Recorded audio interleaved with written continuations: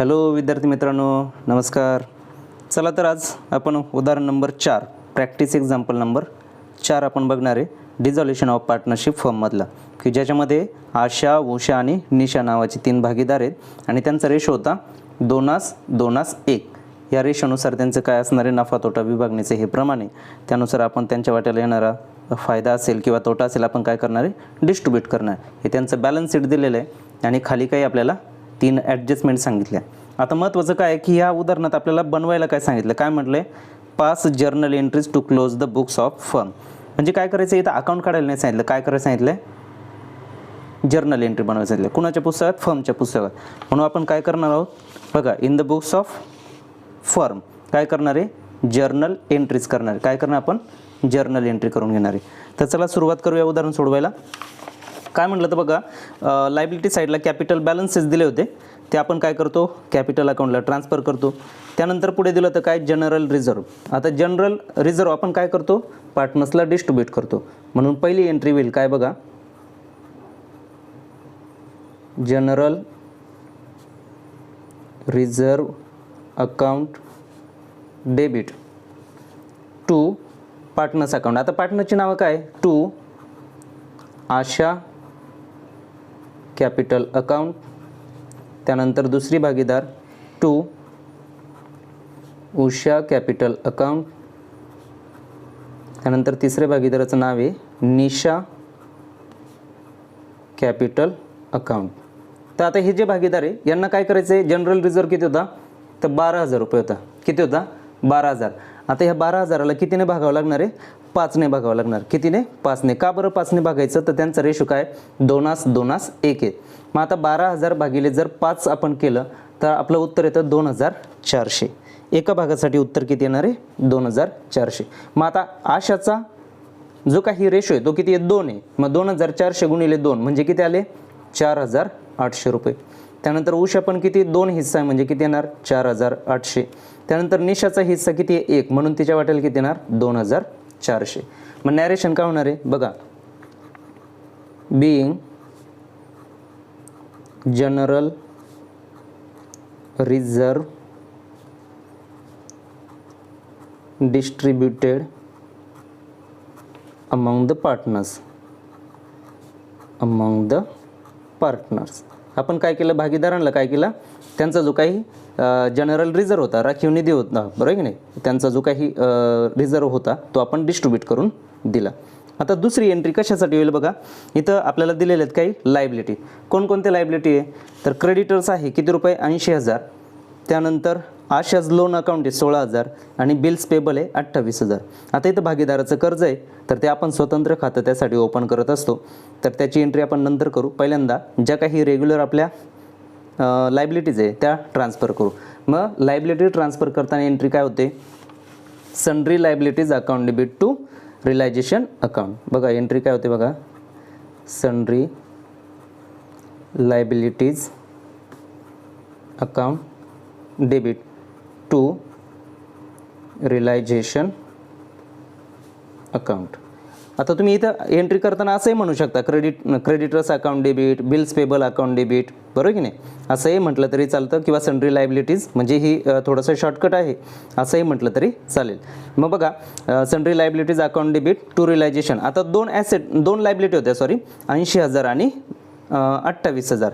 मग यांची बेरीज येते किती, 1,08,000 रुपये. किती येते बेरीज दोघांची मिळून, 1,08,000 रुपये. मग आपण काय केलं, आता एंट्री कशासाठी केली, लायबिलिटी ट्रान्सफर केली अशी. म्हणून नॅरेशन म्हणायचे, being sundry liabilities transferred to realisation account. आपण कुठं पाठवले, रिलायझेशन अकाउंटला लायबिलिटी पाठवले. सेम त्याच्या विरोधात काय आहे बघा, इथे काय ॲसेट्स आहे. आता ॲसेट पण आपल्याला काय करायचे, ट्रान्सफर करायचे. कुठं करायचे, रिलायझेशनला. मग एंट्री काय होते, realisation account debit to sundry assets account, म्हणजेच काय, इच ॲसेट्स अकाउंट. आता आपण इथं घेऊ बघा, एंट्री झाली realisation account debit to each assets म्हणजे काय, प्रत्येक ॲसेट. आता प्रत्येक ॲसेटचं नाव लिहिण्यापेक्षा मी काय म्हणतोय बघा, टू सन्ड्री ॲसेट्स अकाउंट. आता यामध्ये तुम्ही काय करू शकता, प्रत्येक ॲसेटचं नाव पण इथं लिहू शकता. काय म्हणणार, to machinery, to investment, to debtors, to stock असं म्हटलं तरी चालतं आणि असं डायरेक्टली लिहिलं तरी चालेल. बघा किती म्हटलं आहे. आता यांची जर बेरीज केली, 1,00,000 इथे 48 आहे, पुन्हा 1,10,000 आहे आणि 40,000 आहे. तर ह्या चारही मालमत्तांची बेरीज येते बघा 2,98,000 रुपये येतात. किती, 2,98,000. मग इथं पण किती यायला पाहिजे, 2,98,000. आता आपण काय केलं की ज्या ॲसेट होत्या त्या ॲसेट पण काय केल्या, रिलायझेशनला ट्रान्सफर केल्या. म्हणून नॅरेशन आपण घेऊ, being sundry assets transferred to realisation account. काय केल्या, रिलायझेशनला आपण काय केलं, ॲसेट ट्रान्सफर करून दिल्यात. त्यानंतर आता बघा पुढं काय करायचं आहे. इथं RDD म्हटलं होतं. काय म्हटलं होतं, RDD. ही सुद्धा काय, ॲसेटच्या अगेन्स्ट असणारी ही प्रोव्हिजन आहे. म्हणजे ही सुद्धा आपल्याला काय करायची, रिलायझेशनला ट्रान्सफर करायची. आता ही ॲसेटच्या अगेन्स्ट असल्यामुळे ॲसेट जशा रिलायझेशनच्या डेबिटला ट्रान्सफर होता तशी ही RDD रिलायझेशनच्या क्रेडिटला ट्रान्सफर होते. म्हणून एंट्री काय बनते बघा, एंट्री बनते RDD अकाउंट डेबिट टू काय म्हणणार आहे, realisation account, to realisation account. किती रुपये, तर रक्कम दिली होती 6,000 म्हणून आपण इथे घेतले हे 6,000 आणि इथे सुद्धा 6,000. Narration being RDD transferred to realisation account. Realisation account RDD काय केली, रिलायझेशन अकाउंटला ट्रान्सफर केली. आता हे झाले सगळे. त्यानंतर पुढे म्हटलं तर प्रॉफिट अँड लॉसचा बॅलन्स दिला होता. प्रॉफिट अँड लॉस अकाउंटचा बॅलन्स आहे किती, किती रुपये दिला तर बघा 36,000 रुपये. हा सुद्धा जसा आपण काय केला, जनरल रिझर्व्ह भागीदारांना जसा वाटला तसाच प्रॉफिट अँड लॉस सुद्धा आपल्याला काय करायचा असतो, भागीदारांना डिस्ट्रीब्यूट करायचा असतो. आता आपण एंट्री करूया बघा, प्रॉफिट अँड लॉस डिस्ट्रीब्यूट केली. आता ही ॲसेट साईडला आहे म्हणजे हा कोणता बॅलन्स आहे, त्यांचा लॉसचा बॅलन्स आहे म्हणजे संचित तोटा आहे. तो सुद्धा त्यांना जसा फायद्यातला हिस्सा त्यांना वाटला जातो, जसं की जनरल रिझर्व्ह त्यांना दिला जातो, तसाच त्यांना काही तोटा झालेला असेल किंवा पाठीमागचा काही संचित तोटा असेल तोही भागीदारांना काय केला जातो, डिस्ट्रीब्यूट केला जातो. म्हणून आता पाचवी एंट्री इथं होईल बघा. कशासाठी एंट्री होईल, हा जो काही तोटा आहे तो भागीदारांना काय करायचा आहे, वाटून द्यायचा आहे. मग तोटा वाटतो म्हणून भागीदारांना काय भेटणार आहे, डेबिट. मग एंट्री काय होते बघा, आता एंट्री आपण समजून घेऊ. आशा कॅपिटल अकाउंट डेबिट. दुसरे भागीदारी उषा कॅपिटल अकाउंट डेबिट. तिसरी भागीदारी निशा कॅपिटल अकाउंट डेबिट. आता यांच्या डेबिटला किती रक्कम येते ते बघूया आपण. To profit and loss account. Profit and लॉसचा बॅलन्स किती होता, तर 36,000 रुपये होता. किती होता, 36,000. आता जर कॅल्क्युलेशन केलं आपण 36,000ला कितीने भागायचं, यांचा रेशो आहे आपला 2:1. म्हणजे आता एकूण 5ने जर भागलं, 36,000ला जर 5ने भागलं तर भागाकार येतो 7,200. किती येतो भागाकार, 7,200. तर तुम्ही करून बघा, 7,200 भागाकार येतो. मग एका हिश्श्यासाठी जर 7,200, तर आशाचा भाग जो आहे, आशाचा जे काही भाग आहे तो किती आहे, 2 आहे. मग 7,200च्या दुप्पट किती होणार आहे, 14,400 रुपये. सेम उषाचा हिस्सा किती आहे, 2 आहे म्हणून तिच्या पण वाट्याला किती आला, 14,400. आणि निशा कॅपिटलच्या डेबिटला किती येणार, 7,200. का बरं 7,200, तर हिचा हिस्सा किती आहे, एकच हिस्सा आहे म्हणून. त्यानंतर आता आपण काय करूया, नॅरेशन घेऊ बघा. Narration being profit and loss distributed among the partners. आपण हा जो काही प्रॉफिट अँड लॉसचा बॅलन्स होता तोही काय केला, भागीदारांना वाटून दिला. त्यानंतर जाऊया पुढे म्हटलं तर बघा, बँक हा आपण काय करतो, बँक अकाउंट ओपन करतो. तो ओपनिंगला 8,000 रुपये टाकून देत असतो. इथे आपल्याला फक्त जर्नल एंट्री बनवायला सांगितलं म्हणून आपण जर्नल एंट्री बनवते. ओके. त्यानंतर बघा, on the above date the partner decided to dissolve the firm. भागीदारांनी काय ठरवलं आहे की वरच्या दिनांकाला म्हणजे कोणत्या तारखेला 31 मार्च 2019ला त्यांनी असं ठरवलं की आता आपली भागीदारी संस्था काय करायची आहे, बंद करायची. मग बंद करायची म्हणजे व्यवसायात असणाऱ्या मालमत्ता देयता यांचे काय करावे लागते, देयता देऊन टाकायचे असतात आणि मालमत्तांची विक्री करून जी काही रक्कम येईल ती रक्कम आपल्याला देयता देण्यासाठी वापरायची असते. बघा आता पहिली ॲडजस्टमेंट सांगितली, काय म्हटलं तर बघा, assets were realised as under. Machinery विकली 90,000ला, स्टॉक विकले 36,000, इन्व्हेस्टमेंट 42,000 आणि डेटर्स विकले 90,000. म्हणजे मालमत्ता काय केल्या, विकल्या. आता मालमत्ता विकल्या मग एंट्री काय होणार, मालमत्ता विकून पैसे येणार. मग पैसे आले तर येणार कुठे, बँकेमध्ये. मग एंट्री बनते काय, बँक अकाउंट डेबिट. एंट्री काय बनली, बँक अकाउंट डेबिट टू. मालमत्ता जाणार कुठून आहे, रिअलायझेशनमधून, म्हणून काय एंट्री झाली, रिअलायझेशन अकाउंट. बघा एंट्री बनली bank account debit to realisation account. आता यांची बेरीज जर केली, बघा 90,000, 36,000, 42,000 आणि पुन्हा 90,000 यांची जर बेरीज केली तर ती बेरीज येते 2,58,000 रुपये. किती येते, 2,58,000 रुपये. मी आता इथे लिहून टाकले 2,58,000 रुपये. नॅरेशन काय येईल बघा, बिईंग ॲसेट्स रिअलाइज. काय म्हणणार आहे, मालमत्ता काय केल्या, विकल्या आणि पैसे आलेत. त्यानंतर जाऊया पुढे आता. म्हणजे आतापर्यंत आपल्या 6 एंट्री झाल्या आणि पहिली ॲडजस्टमेंट झाली. आता आपल्याला जायचं आहे दुसऱ्या ॲडजस्टमेंटमध्ये. बघा आता नंबर देतो मी, किती इथं किती झाले होते, 6. आता पुढच्या एंट्रीला नंबर दिला मी 7. बघा आता 7वी एंट्री कशासाठी होईल, डिझॉल्युशन एक्सपेन्सेस वेअर ₹6,000. म्हणजे जो काही हे डिझॉल्युशन करण्याची प्रक्रिया आहे, या प्रक्रियेसाठी किती रुपये खर्च आला, तर 6,000 रुपये खर्च आला. मग तो खर्च कोणी दिला असेल, बँकेनं. कसला खर्च आहे, रिअलायझेशनचा आहे किंवा डिझॉल्युशनचा आहे. म्हणून एंट्री काय झाली, रिअलायझेशन अकाउंट डेबिट टू काय म्हटलं आहे, बँक अकाउंट. कोणी दिला आहे तो खर्च, बँकेने दिले. इथं कोणत्या भागीदाराचं नाव दिलेलं नाही, म्हणजेच याचा अर्थ काय, बँकेने तो खर्च दिलेला आहे. रक्कम किती आहे, 6,000. इथे पण किती येणार, 6,000. Narration being dissolution expenses paid. Dissolution expenses paid. त्यानंतर पुढची एंट्री होईल बघा नंबर 8. काय म्हटलं तर, goodwill of the firm realise ₹48,000. आता गुडविल आपल्याला बॅलन्स शीटमध्ये सांगितलं नव्हतं.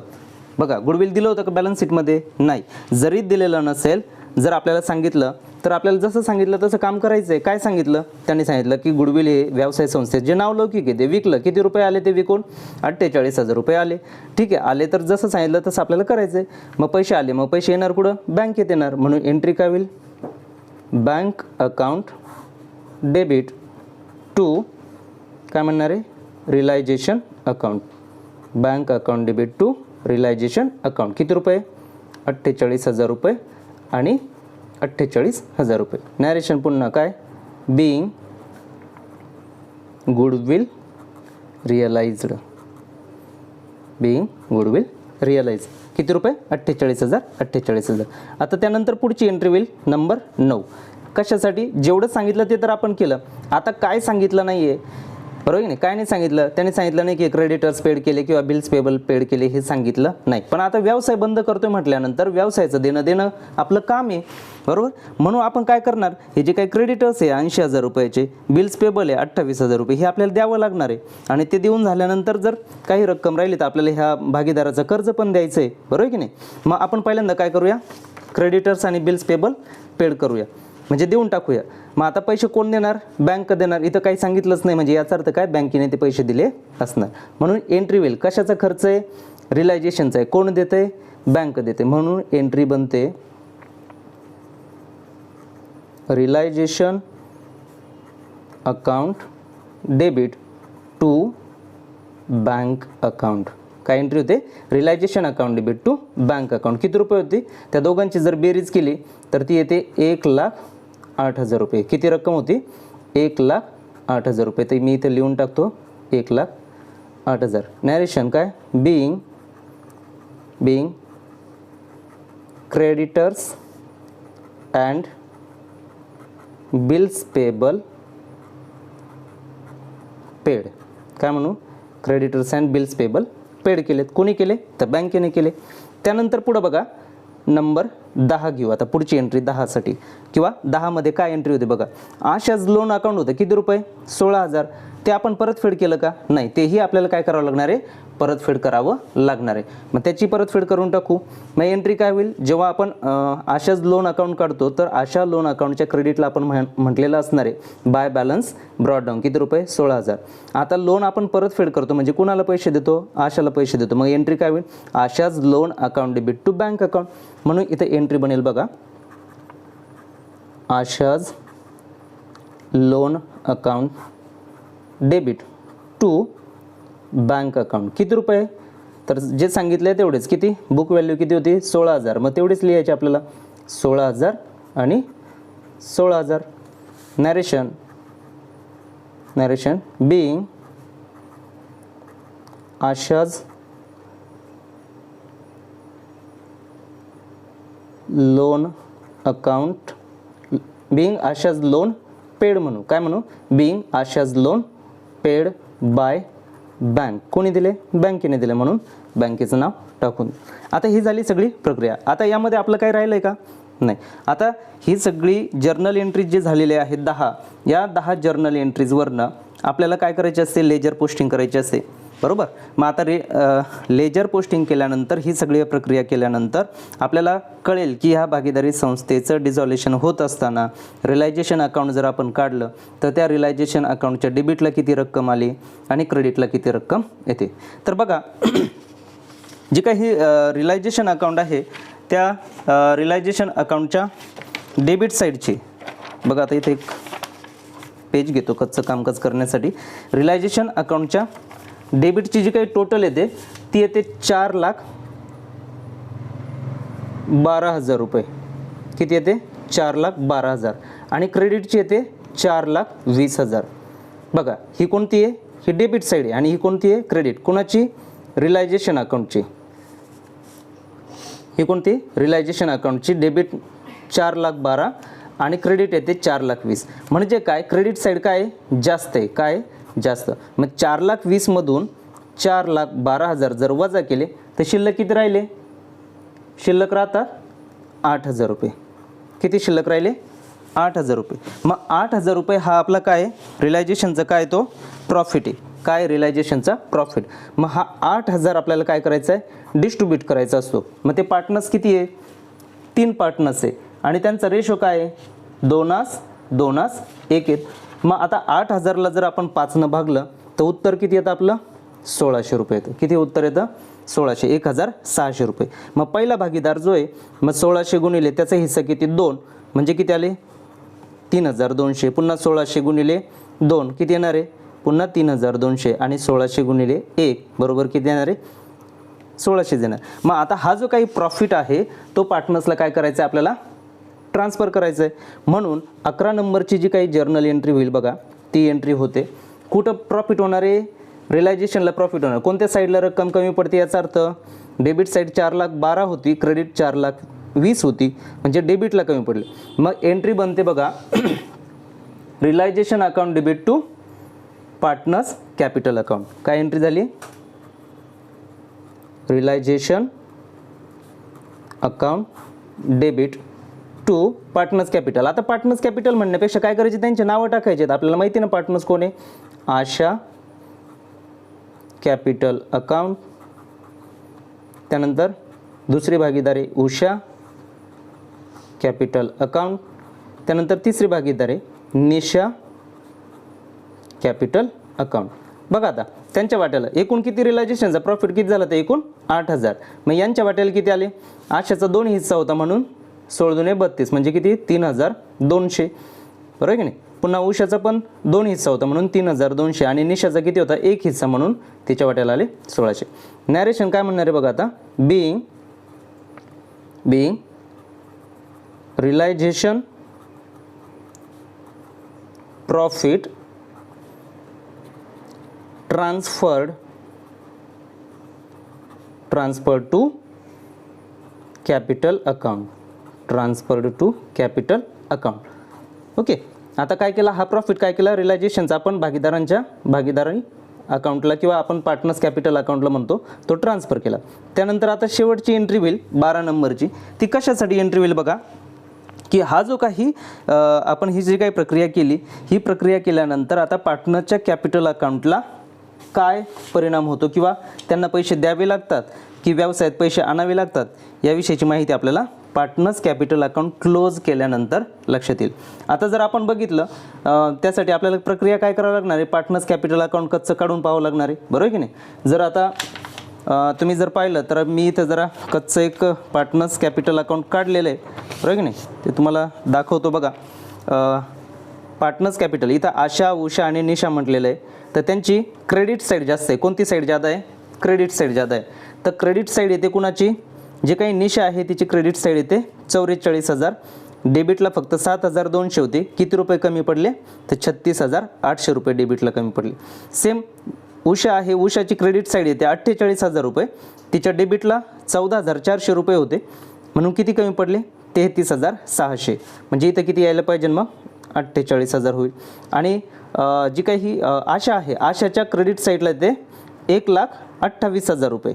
मग इथे पण 1,28,000 येण्यासाठी किती कमी पडतात, 1,13,600 रुपये कमी पडतात.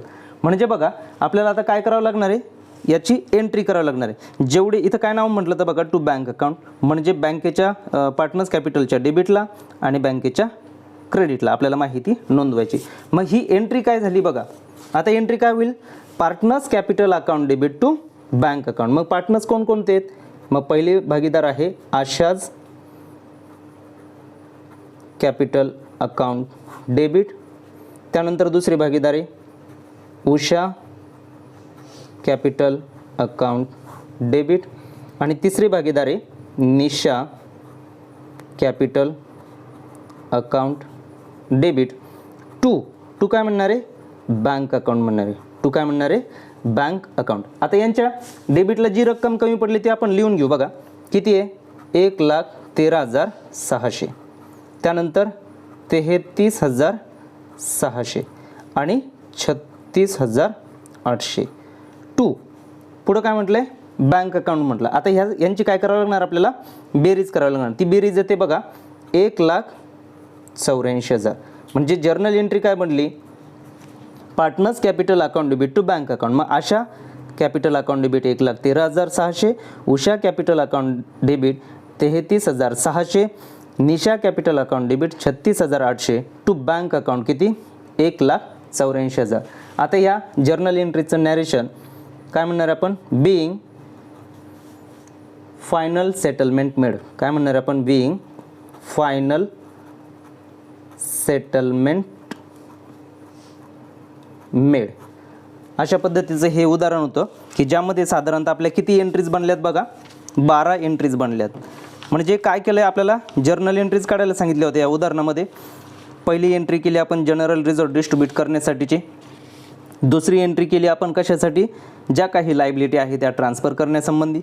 तिसरी एंट्री केली आपण व्यवसायाच्या असणाऱ्या ज्या काही ॲसेट्स होत्या त्या बुक व्हॅल्यूला आपण रिलायझेशनला ट्रान्सफर केल्या त्या संबंधित एंट्री झाली.